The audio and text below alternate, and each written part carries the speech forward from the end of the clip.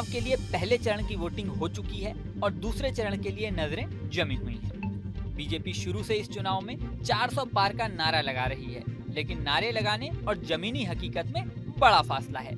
इस फासले को खत्म करने के लिए बीजेपी को दक्षिण की जमीन नापनी होगी।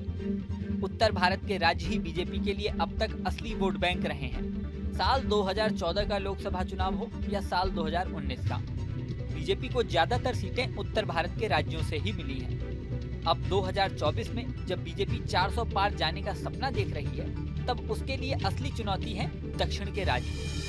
इसमें दक्षिण के 2 राज्य बहुत ही ज्यादा महत्वपूर्ण हैं। तो आइए उन दोनों की स्थिति देखते हैं। दक्षिण में तमिलनाडु में लोकसभा की 39 सीटें हैं। साल 2019 में बीजेपी यहाँ खाता भी नहीं खोल पाई थी। साल 2019 में बीजेपी ने AIDMK के साथ गठबंधन किया था।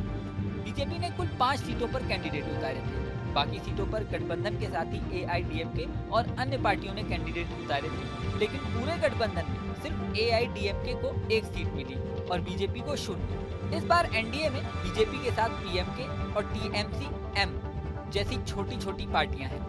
बीजेपी ने खुद 39 में से 23 सीटों पर कैंडिडेट उतारे हैं। हाल ही में एक इंटरव्यू में पीएम मोदी ने दावा किया था कि तमिलनाडु में बीजेपी लंबे समय से जमीनी स्तर पर काम कर रही है। तमिलनाडु के बीजेपी प्रभारी अन्नामलाई की भी उन्होंने जमकर तारीफ की थी। अन्नामलाई IPS की नौकरी छोड़कर बीजेपी में शामिल हुए और साल 2020 से अभी तक लगातार बीजेपी की जमीन पर पकड़ मजबूत करने की कोशिश कर रहे हैं।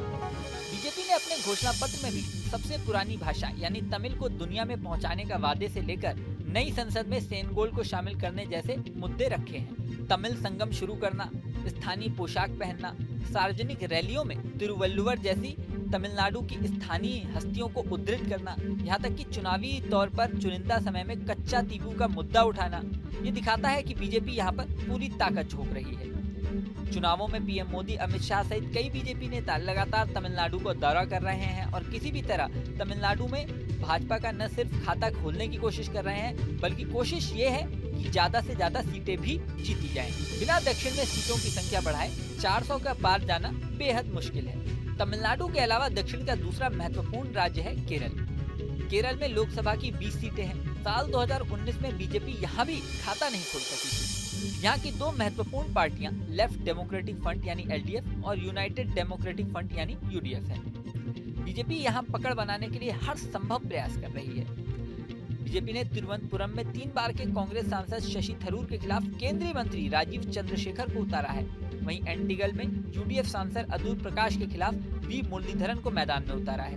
कई हाई प्रोफाइल कांग्रेस नेता इस बार बीजेपी में शामिल हो गए हैं। इसमें पूर्व CM करुणाकरन की बेटी पद्मजा वेणुगोपाल और पूर्व रक्षा मंत्री AK एंटनी के बेटे अनिल एंटनी भी शामिल हैं। चुनावों से पहले प्रधानमंत्री इस बार 1 साल के अंदर ही केरल के 7 दौरे कर चुके हैं। राम मंदिर के अभिषेक के लिए आध्यात्मिक अभ्यास शुरू करने से लेकर भाजपा के घोषणा पत्र में केरल के लोगों के लिए विशु उपहार कहने तक और ईसाई समुदाय तक पकड़ बनाने तक तमाम कोशिशें की गई हैं। नारायण गुरु जैसे स्थानीय हस्तियों के आह्वान को भी शामिल किया गया है। केरल में CM पिनराई विजयन की बेटी के ED के रडार पे आने के बाद बीजेपी ने उन्हें भ्रष्ट सरकार बताया।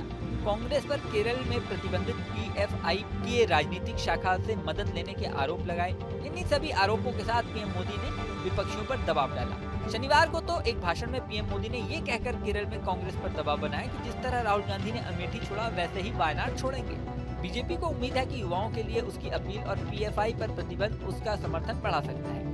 बीजेपी प्रवासी वोटों का भी दोहन कर रही है, जैसे कि V मुरलीधरन ने भारत के बढ़ते वैश्विक दबदबे का जिक्र करते हुए एक अभियान हर भारतीय पासपोर्ट का सम्मान जैसी बातें कही हैं। अब बीजेपी की ये सारी कवायद कितनी सफल होती है, ये तो 4 जून को ही पता चलेगा।